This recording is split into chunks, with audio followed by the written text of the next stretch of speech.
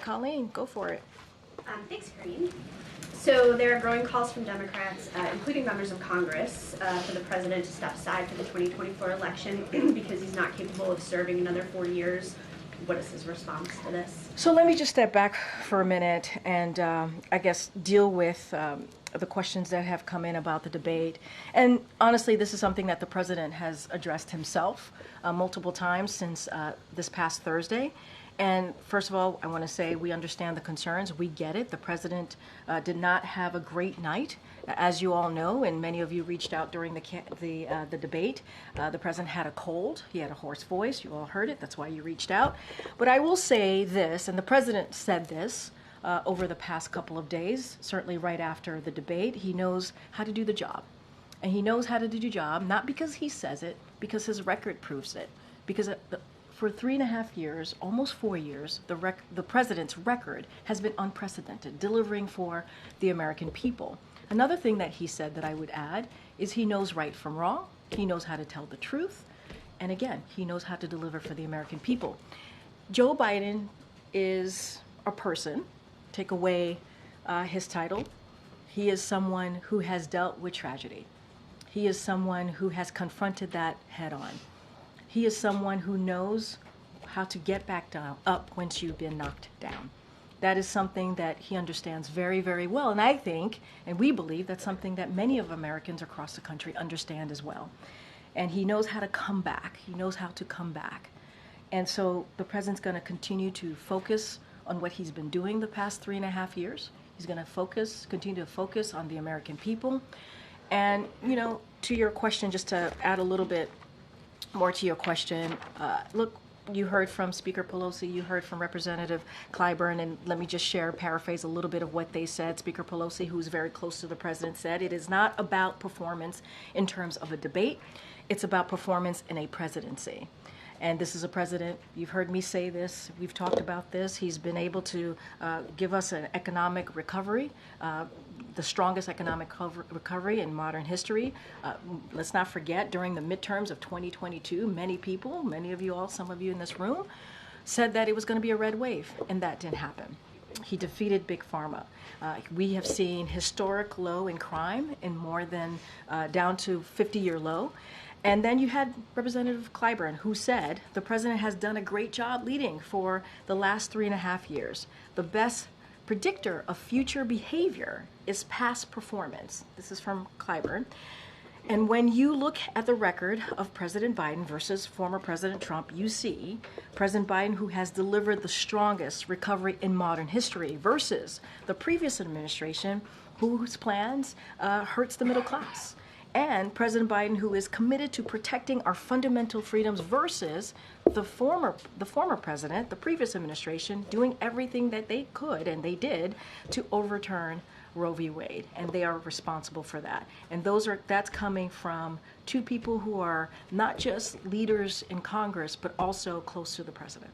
I think part of the problem that Democrats are articulating is that it wasn't just that he had a cold, but rather he had, answers. He was trailing off. He didn't answer some questions in a sort of fulsome way. And speaking of Nancy Pelosi, one of the things that she recently said was that it was a legitimate question whether his performance was an episode or a condition. So I guess I wondered if there's been any consideration given to releasing a more robust set of medical records or something to show his mental acuity. So I will say this, look, and again, I get the question. It is a fair question to ask. We are not taking that away, and that's why the president certainly has spoken to this. As it relates to his medical records, we have been transparent. We have released thorough reports from his medical team every year since he's been in office. That is something that we have been pretty consistent about.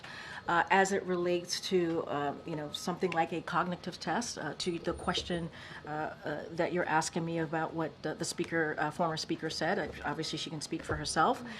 His team, who has said, the medical team said it is not warranted in this case. We have put forward a thorough, transparent annual report on his health. So they have said that is not warranted. It is not necessary. Again, we understand. We're not taking away from what you all saw or what the American people saw. We understand. It was a bad night. It is not uncommon for incumbents to have a bad night on their first debate. And we are going to continue to do the work that we have been doing on behalf of the American people. I think the president's record certainly speaks for itself. Okay, Rachel. Thank you, Karine. You just reminded us that President Biden had a cold on Thursday. What medications was he taking in the days or hours leading up to the debate? And I know that question has come in a couple of times to us. He was not taking any cold medication. Was he taking any medication that would have interfered with his He performance? was not taking any cold medication. That is what I can speak to. I've asked his doctor, and that's what he stated to us. After the debate, did the president get examined by a doctor, or did he get a neurological scan? A neurological scan? Look, what I can say is that, just to take a step back, it was a bad night. We understand that it was a bad night. And the president has spoken to this. And he understands that. And so I cannot speak to anything beyond what I just shared. The president has regular annual physicals that we release in a thorough report. We're going to continue to do that. I don't have anything else beyond that. So was the last time he was seen by a doctor then in February? I just don't have anything beyond that, beyond the question of a neurological exam.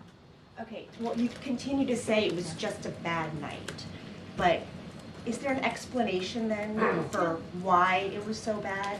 If it's not his stamina, if he prepared, as you guys say, for so long, if it's not a problem with his mental fitness, what happened that night? What did we see? I will also add that the president also spoke to this as well. He said, I'm not as smooth as I used to be. I don't debate as well as I used to. I don't walk as easily as I used to. But one thing that he knows is how to deliver for the American people. He understands that. He understands that he's not a young man, obviously. He said this. But his focus is going to continue to deliver for the American people on the issues that they care about: the economy, expanding health care, fighting for Medicaid, Medicare, Social Security, making sure that we continue to be leaders on the world stage, which is something that this president has been able to do, and turn around the mess that this last administration created, as certainly on not just domestically but on the world stage. Okay. Is anyone in the White House hiding information about the president's health or his ability to do the job day to day? Absolutely not. Given the fact that it's more than a bad night when his political future is threatened, would he be willing to provide more medical information? Would he be willing to have Dr. O'Connor provide more to answer these questions? Look, Kelly-O, certainly understand the question, appreciate the question, but what we have provided has been very transparent. But it's Has not been, recent. has And been. the country watch. But February was this year. It wasn't too long ago. It was indeed this year, and we provided transparent report, a thorough There were report. many Americans who were concerned about his capacity. Was he okay? What happened? And we've now gone several days where he has only done teleprompter comments. He has not taken questions. I know you've announced a press conference. Yeah. We appreciate that. An interview. We appreciate that. Yeah. But there is a period of time here where the public is trying to understand what happened. Yeah. And the president could help to answer that by engaging with us in an unscripted way right now. So let me just say a couple of things. There's a couple of things that you said that I do want to address. Number one, less than an hour after the debate, he went and he engaged directly with the American people, right? He went to a watch party. He was in a room with hundreds of supporters who watched the debate. And when he walked in, they cheered him on. And he did a photo line with them for some time. Some of your colleagues had an opportunity to speak to these supporters. He did that. And that was something that he was able to do right after. And then we stopped at a Waffle House, as some of you all know, and spoke to a packed restaurant. So he spent some time there. Then the next day, he went to North Carolina. He spoke in front of hundreds of supporters there who said, "We support you, Joe. We love you, Joe." And so he was able to do that. In those 2.5 days or so after the debate, he went to 4 states and engaged with supporters, engaged with American people, everyday people, heard directly from them. And let's not forget, when we landed in North Carolina, I think it was like 2 a.m. in the morning, he engaged with supporters there as well. So the president has been out there. He's been listening to supporters. It's something that he loves to do, not just supporters, but American people out there, everyday people who appreciate what he does, who wants to hear more from him, as you just stated, and got that opportunity to do just that. I think it matters that he's going to do an interview on Friday. I think it matters that he's going to go to Wisconsin and do that, right? Engage with everyday people. We're going to continue to do that. Nothing has changed in that regard. We're going to continue to be out there. He's going to be in Pennsylvania as well this weekend, as I just stated. And one more. We're reporting that Hunter Biden has been in some meetings with senior advisors. Why is the president's son involved? So a couple of things I saw that reporting as I was coming out, so a couple of things there. Look, the president, as you know, is very close to his family. This is a holiday week, 4th of July. He spent time with his family, as you all know, and reported at Camp David. Hunter came back with him and walked with him into that meeting, that speech prep, and he ended up spending time with his dad and his family that night. That is basically what happened. It is a week where there's going to be more family members who are going to come to the White House. I'm sure you'll see some of them on 4th of July. Many more are expected to be here. No issue with family being in the White House. The question, though, would be, is he participating in meetings with senior advisors? What I can say is that he came back with his dad from Camp David. He walked him into the speech prep, and he was in the room. That I can tell you, he was in the room. Anything else coming out of that reporting I can't speak to, but I can say that, he's close to his family, which is not unusual. They were together at Camp David. They came back together. You're going to see a lot more family this week. Okay. Thank you, Karine. I want to go back to that question that Pelosi raised earlier today. Sure. Pelosi said it's a legitimate question to ask if this is an episode or this is a condition. Which one is it? Well, what I can tell you is that he had a cold and a bad night. I would not see this as an episode. I would see this as what it was and what we believe it to be, which is it was a bad night. And he did, on top of that, he had a cold. And that is the reality of the situation. That is the reality of what happened that night. You've certainly seen the reporting out there that this is not just a standalone instance, that other people are saying that this has happened before. One, do you see these as legitimate questions? And also, are you being straight with the American people on this? I see it as a legitimate question. I do. And I have said it is a fair question to ask. The president sees it as a legitimate question. And I think also the president saying, I am not a young man. I'm not as a smooth talker as I used to be. I don't walk as easily as I used to. I don't debate as well as I used to. I mean, the president is admitting and saying, and this is not the first time, right? He's talked about his age. He's joked about his age many times before. And so you heard that directly from, and we are acknowledging what people are seeing.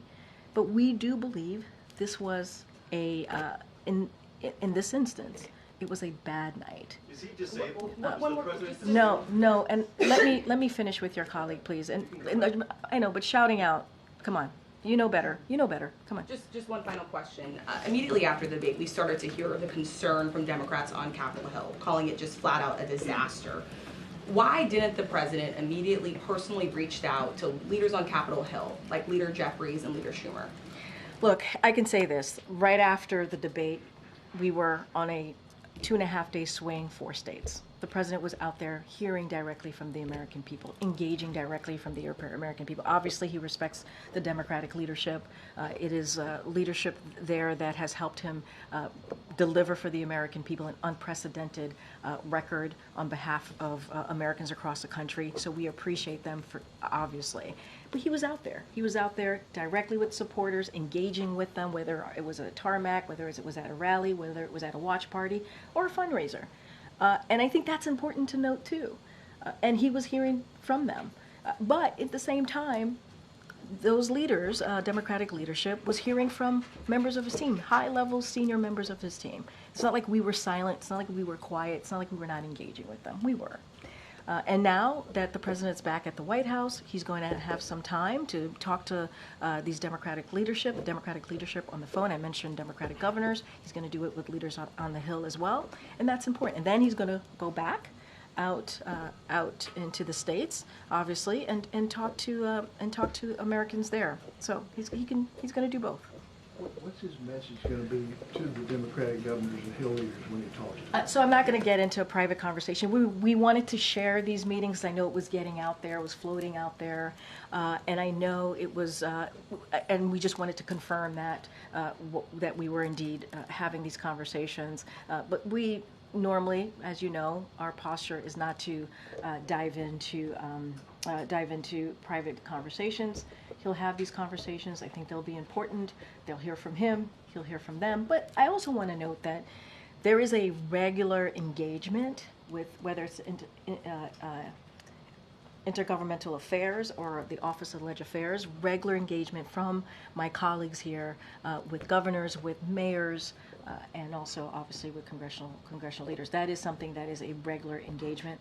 Obviously the president himself will engage with them this week. Karine, does he still have a cold? He seemed to be clearing his throat a bit. He still has a at the cold. last event. Yes, Okay. I asked, he still has a cold. Okay, thank you. Yeah. Okay. Thanks, Karine. You've said a couple of times now that the White House has provided thorough medical records for the president.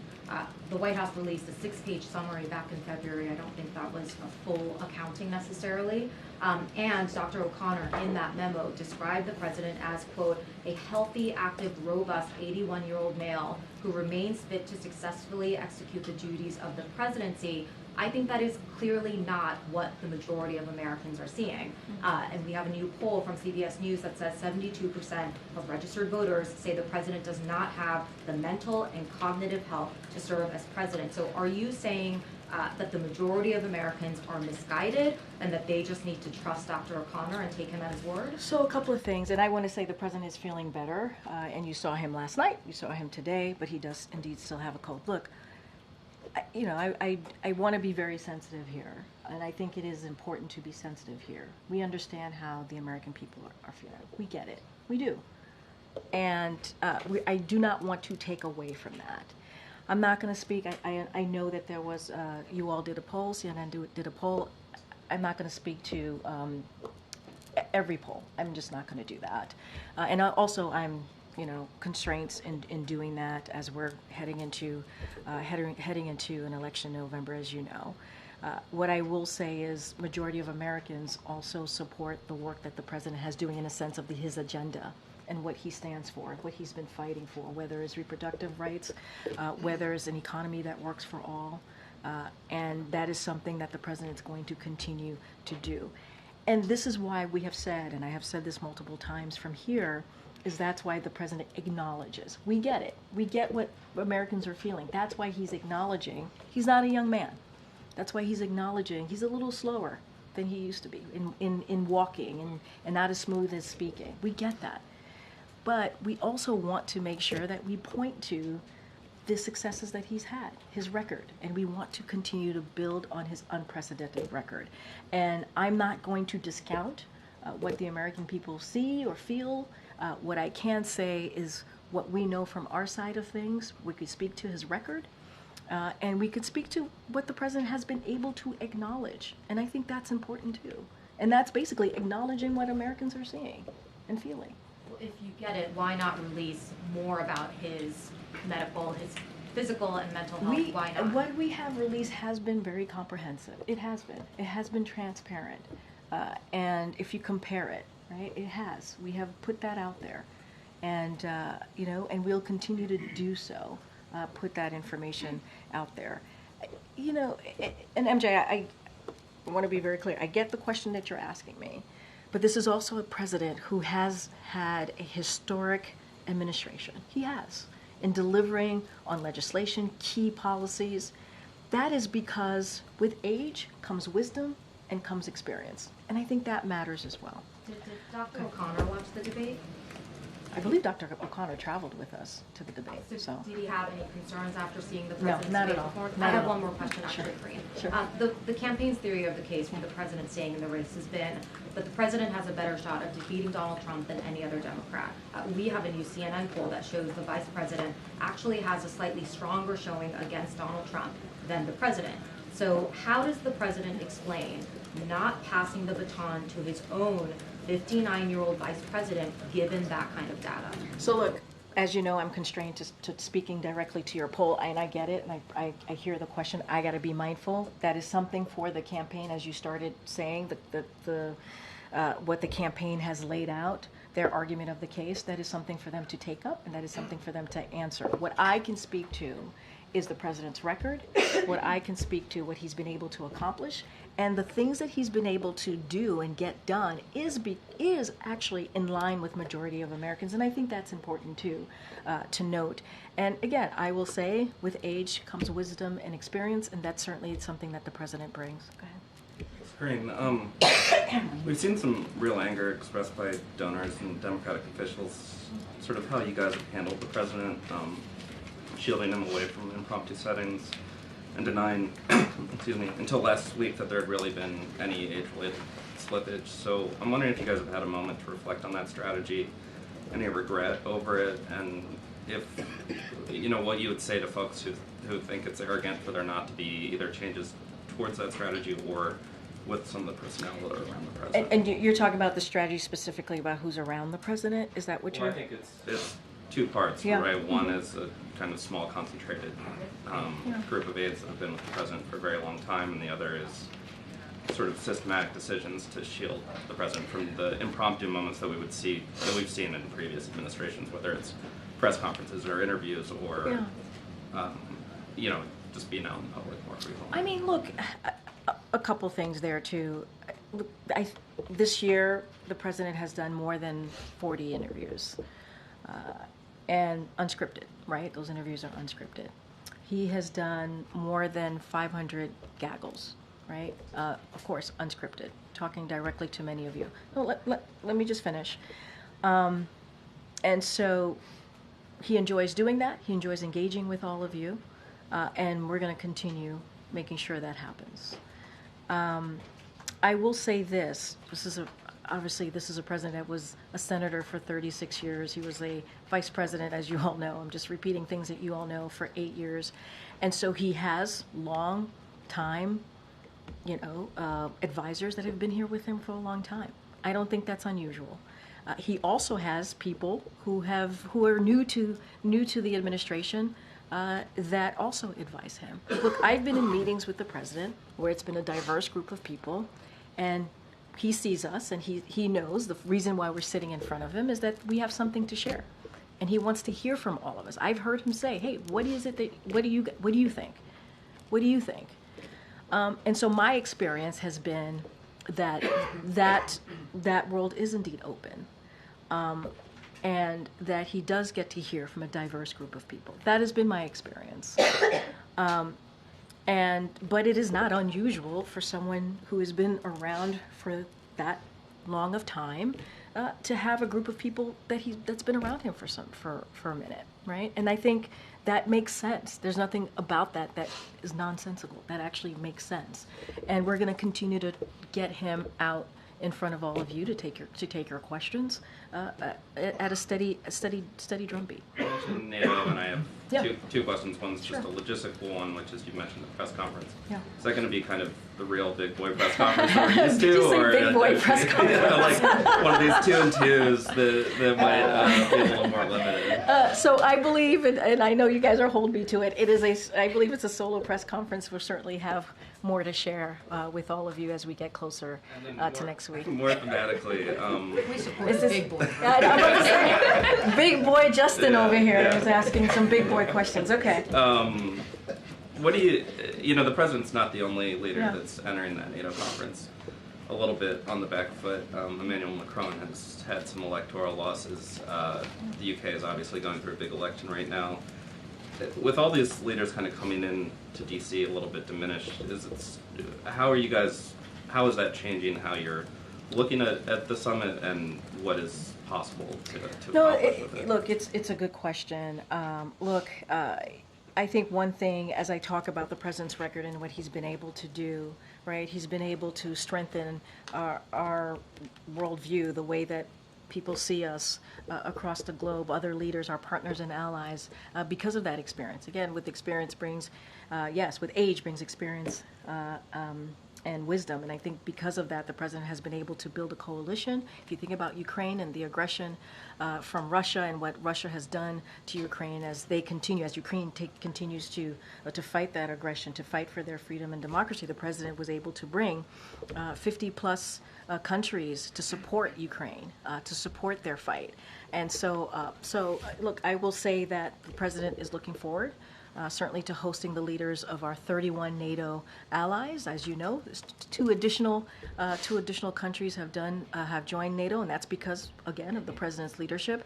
And next week in Washington, D.C., as you know, the historic summit is to mark the 75th anniversary of NATO's founding. So for 75 years, NATO has kept us and the world safer. And under the president's leadership, our alliance is stronger, it's larger, it's more united than ever. And so I think what you're going to see is that displayed next week right here in Washington, D.C. And I think I think you all would agree that the president played a very, very, very big role in where NATO is today. Okay, Jackie. Thank you, Karine. The administration strongly criticized the media for clips showing the president appearing to be confused, freezing at times, and you called it cheap fakes, misinformation, disinformation. In one case, even implied that it was the product of artificial intelligence, calling it deep fakes. Do you have any regret over using that language? Not at all. Not at all. And let me be clear, it was a certain part of the media. I mean, you can speak to this better than I can, a certain part of the media which was doing this. And look, independent, mainstream fact checkers in the press and misinformation experts have been calling out cheap fakes. And at the end of the day, they're fakes. That's what they were, targeting the president. They had said, the reporters and these misinformation experts said that this president was being targeted. And what we did was echo them. That's what we did. And look, we'll certainly continue to call that out. And the cheap fakes didn't come from me. I didn't coin that. That didn't come from this White House or this podium. That came from the media. They called it cheap fakes. And they said this president, President Biden, was being targeted on misinformation. It was purposefully being done to this president. And what we did is we echoed that. So I don't regret it at all. Well, it was just the facts. Use that sort of approach to counter the Wall Street Journal report, for instance, that interviewed 45 people over several months who criticized, the president's handling of himself in meetings, and broadly. Which approach? I'm not following. Talking about the president's age being a factor and a concern. How was cheap fakes? I don't understand where cheap fakes. The approach from the White House to criticize the reporting, to basically cast the reporting as not true. And broadly, this has been, the reason I ask is the administration's response to our questions often seems to be, don't believe your lying eyes, the border's secure, Afghanistan withdrawal was a success, inflation's transitory. So is that going to change? I mean, you just laid out, Jackie, a bunch of things, so just give me a second here. First of all, I think this is a give and take, right? Even in this briefing room, we go back and forth. I go back and forth with you, with your colleagues, with everyone here. And I think we have a right to say if something we don't think is true or something we think we want to push back on. That is a right for us to do, just like you have a right to push me and say, actually, our sources or our reporting say this. I think it's a give and take. This is what makes what we do in this room almost every day. This is an exercise of democracy. This is an exercise of freedom of the press. That's what we're doing here. And I think if there's some reporting that we don't believe to be true, I think it's okay if we go back and forth and say, actually, we don't think that reporting is true, right? And so I don't see anything wrong with that. That is what this is. That is what this is. This is what we actually do on a daily basis. This is how we lead the world, on making sure that journalism exists and you all have the right to do your jobs. But, we also have our right as the press office here in the administration, if we don't believe something is true or we want to share our side of things, that we do so. You know, look, on the other things that you just listed, you know, I've talked about this president's record a lot, often here, in this just however minutes I've been at this podium. And look, when it comes to the economy, the data shows it. When it comes to healthcare, the data shows it. Afghanistan, obviously, it is an important conversation to have, and that is something that the president wanted to do and end a war, a forever war. He wanted to make sure that we stop putting our young women and men in harm's way. And that is a difficult decision to make. It is not an easy decision to make. But he's the president and commander-in-chief, and he wanted to make sure that we got our armed troops out of harm's way. And so I honor and respect our back and forth, and it is always an honor and privilege for me to do this job, and I will continue to do that. Go ahead. Thank you, Karine.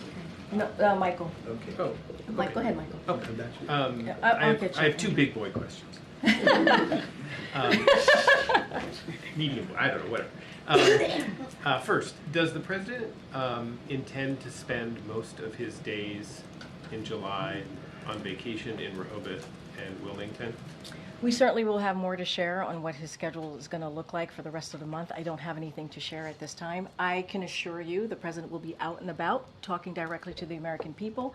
I just laid out the next couple of days. I don't have anything to share beyond beyond NATO, right? As you know, there's going to be the NATO summit next week, so I don't have anything to share beyond that. But the president will be out there talking directly to the American people. I have to be mindful. Obviously, we're in campaign season. The campaign could speak more to what his schedule is going to look like specifically. Okay. And then the second question, we just posted a story, which probably I'm not sure you've seen because we just posted it in the middle of the briefing, but in which many people that we've talked to describe an accelerating series of episodes, moments when, over the course of the last several weeks, the president appeared confused or listless or would lose the thread of a conversation in private meetings at the G7, in Normandy, at the White House. Not all the time, not saying that that's the way he is all the time and that there's clearly moments people say that he's forceful and with it and all of that. But these people suggest that that what happened, what Americans saw at the debate, has a precursor. What do you say to that? So I want to be mindful and respect your reporting. I have not read it. I have not seen it, so it's hard for me to respond to it directly. But what I can speak to more broadly is that I have engagement with the president pretty regularly. What I see is a strong, resolute president who's always willing and able to work on behalf of the American people. I do not know who these folks are that you speak of, so it's hard for me to talk about that and to speak to that. I can just speak to my experience and go back again on the president's record and what he's been able to deliver on behalf of the American people. So I do want to be mindful. I guess just one follow-up. Sure. Is 50 million plus Americans saw the debate last Thursday. They get a very different story from you. You just described a very different sounding president. Obviously, other administration officials described him very differently than what people saw. How do you reconcile those two versions of a president, one who appeared the way they did to millions of people and the other who appears always to be, sort of very forceful and not have any of those? I mean, look, the president spoke to this. You heard me speak to this. We believe, and others have said this, not just me, other folks who have been on networks and also obviously has spoken to all of you, it was a 90-minute debate. It was a bad night. That's what we believe it to be. We're not taking away what people saw. We're just not. Want to be very clear about that. We want to also make sure people understand that the president realizes. I keep saying this over and over again. He said he's not as young as he used to be, and he has addressed this over and over and over again. But you saw him last night, right? You saw him last night. You saw him at the rally. You saw him at the watch parties. There's been many instances. State of the Union. You saw him take on take on Republicans by himself, and what was happening back and forth in the State of the Union. There has been also many instances where the president has really showed his strength and resolute that all of you have seen and commented about it, you know. And so I think we cannot forget that as well. And we also heard from, you know, President Obama, who himself has said, you know, his first debate wasn't great. He talked about that. And most incumbents, their first debates aren't great.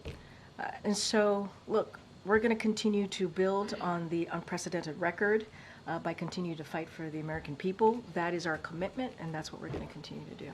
Thank you. Thanks, Michael. Go ahead. Thanks, Karine. I have 2 questions. But to follow up on that, you talk about how you've spent time with the president.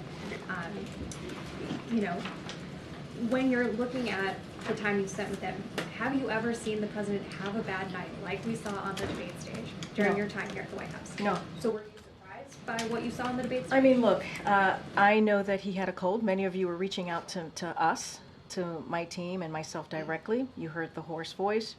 We were able to confirm he had a cold. He was under the weather, obviously. Look, you know, we all have bad nights, right, or bad moments. It is not unusual. I just said there have been incumbents, most incumbents, for their first debate. You know, it doesn't go well. So it's not also unusual in that regard as well. So, look, you know, we're going to move forward. That's what we want to do. We want to look forward. We just announced some engagement that the president's going to have. We announced, obviously, the interview with ABC and George Stephanopoulos. He's going to go to Wisconsin. He's going to go to Pennsylvania. We're going to have a press conference next week. We want to turn the page on this. And we want to turn the page for the American people as well, because we know that they need to see him out there. He's going to continue to be out there. He has been.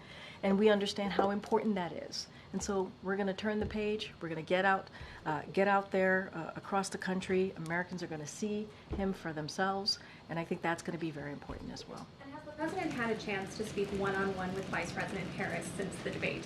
I can't speak to any conversations that they've had, and so I'll just leave it at that. I don't have any readout of a conversation between the two of them. Thanks, Karine.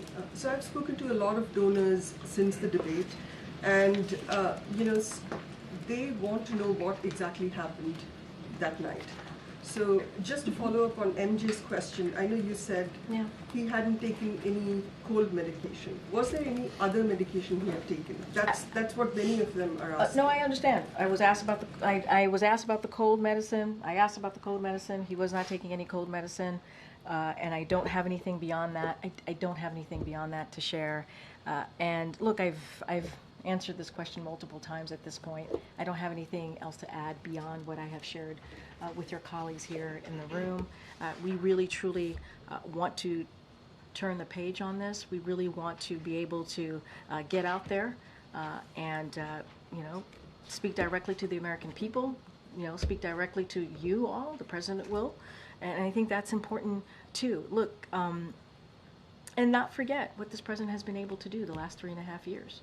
How he's been able to deliver. And there is a stark contrast in what this president has done and what Republicans in Congress are doing, right? He's trying to protect our rights as president. He's trying to protect our freedoms. He's trying to protect really important programs that matter to the American people. He wants to protect women's rights, Roe v. Wade. He wants to continue to build an economy that works for all. That's what we're going to focus on. And that's what Americans are going to hear, continue to hear from this president. Anything else, I think I've litigated this a lot already in this briefing room. I just don't have anything else to add. Yeah, Andrew. Thank you, Karine. 2 questions. Sure. You have repeatedly referred to the president's outing after the debate at the watch party, his remarks the next day in North Carolina, his appearances at fundraisers, his appearances this morning at the DC Emergency Operations Center. All of those appearances were scripted events where he spoke from a most spoke from a teleprompter. I know, but you said all, but not all. Okay, well, if you're correcting me, they're most. They're scripted, spoken from a teleprompter.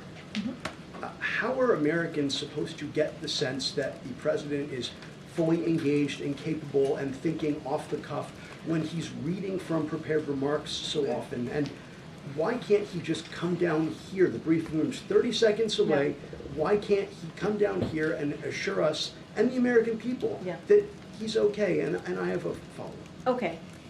First of all, it wasn't all. It was, you know, when he was speaking in front of the audience, but it wasn't all. When you think about the tarmac, when you think about engaging at the Waffle House, when you think about engaging at the watch party and doing a very long rope line, and when he was at the tarmac, it was in the middle of the night, literally 2 o'clock at night.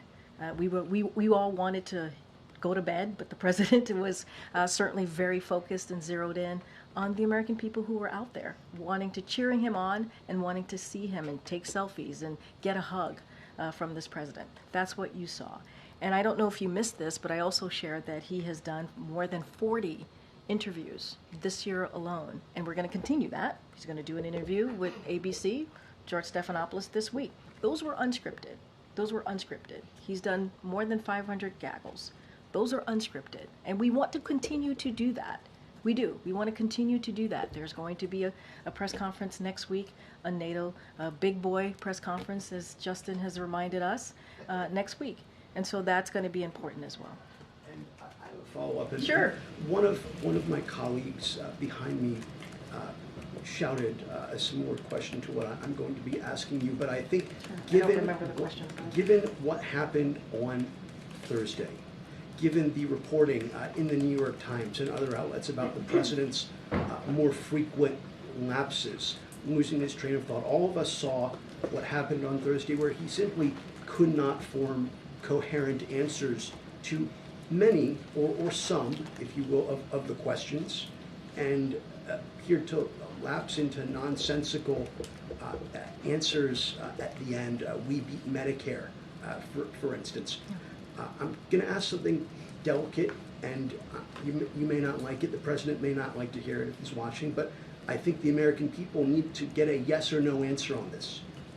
Does President Biden, at 81 years old, have Alzheimer's, any form of dementia, or degenerative illness that would cause these sorts of lapses? And it's a yes or no question. And if you don't know, why don't you, as one of his senior staff members, know?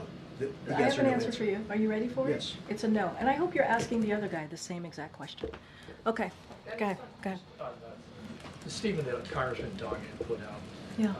Does the president feel like members, the Democratic congressmen, should be able to speak their minds on this, or does he think, calling for him to withdraw is hurting the party writ large? I mean, look, that's something about the Democratic Party that we really respect. It is a big tent party. Many people are going to have their opinions. We are going to have our disagreements, and that is what is important. And we really respect other people's opinions and thoughts. I think that's what makes, this party different, right, than the other side. Certainly, we see that with how it's playing out in Congress, or how it tends to play out in Congress. So the congressman is going to have his opinion. He's going to have his thoughts. That's for him to speak to. We are not, this is not a president that's about his personal politics. That is not this president is all about. He doesn't care only about himself. That is not what this president is all about. And I also read out some supportive statements that we've heard from leaders of Congress. Former Speaker Pelosi, I read out what she laid out. I read out what Congressman Clyburn has said. And I think that matters as well. And you all have heard from multiple supporters over the past couple of days since Thursday. And I think that's important as well. Just to be clear, the president has not spoken to either Senator Schumer or Leader Jeffries? What I can say is that the president plans to speak to them this week. I don't have anything beyond. Is there a reason though it's been 5 days? I hear you. I addressed this moments ago. The president was on the road for 2.5 days, did 4 states. His advisors, his high-level White House officials were talking to congressional members, as some of you have reported over the past couple of days. I think that's important. They have regularly engaged, not just with congressional members, with governors, with vote with mayors. And then there's the campaign that does it on a political level, right? They've had regular calls. I think some of you have reported on that as well. Now this week, the president is going to take some time and talk to those congressional members. And as I stated, also to Democratic governors tomorrow. Okay. You mentioned that sometimes that candidates have a bad first debate. There's been a lot of discussion going around, and of course no decision yet, but that maybe there isn't a second debate. So I want to be super careful. That's something for the campaign to respond to, but I do believe they did respond to this, and I do believe they have responded to this, and they said that there's going to be another debate, but that's something for them to speak to. And I will just quote what President Obama stressed, right? Bad debate nights happen. Trust me, I know. And then he praised President Biden's leadership and his agenda of fighting for the middle class, our freedoms, and the rule of law. And you heard the president speak to the rule of law just last night. And so certainly that will continue. But you've heard from a former president about this particular issue. Go ahead, Michael. Thanks, Karine.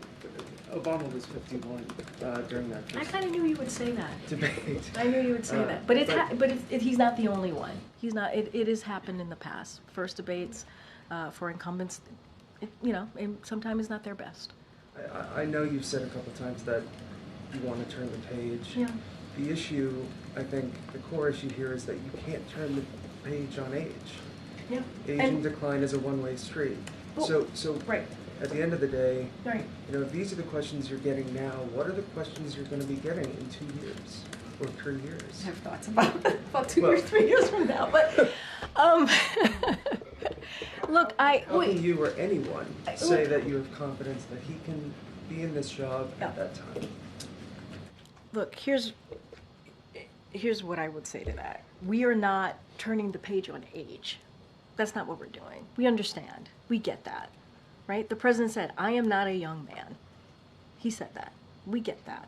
We understand how the American people feel. What we want to continue to do is deliver for the American people. That's what we want to see. That's what the president wants to do. And that's the turning of page. Let's continue on the successes, on the unprecedented successes that this president has had. And on issues that majority of Americans care about, healthcare, economy, those are things that they care about. Democracy, freedom, fighting for the rights for women to make decisions on their bodies. That's what the president wants to continue to that's the turning of the page. But we get it. I'm not taking away from that. I don't want to do that. I do not want to walk off this podium and that's what you all think. We're not doing that. And the president doesn't want you all to do that. But he can do the job. He can. The question about what gives you confidence about 2 years from now, or 3 years from now, or 5 years? We believe that this is a president that is able to continue to deliver and build on the unprecedented success that he's been able to do. That's what we believe. We believe, and he believes it. And he is determined and committed to doing that. And Michael, and I think the thing too that's important is we have been able to do things that most modern presidents haven't been able to do, and that matters as well. I know you guys are trying to get me to look into the future, but what I can say to you is this is a president that is committed to doing that. I'm not sure anybody doubts that commitment. Yeah. I think the question is, given the performance, and I apologize. No, Michael's like, no, you take it. I mean, I just think the question, it's about the way we look at our elderly parents and grandparents. It's you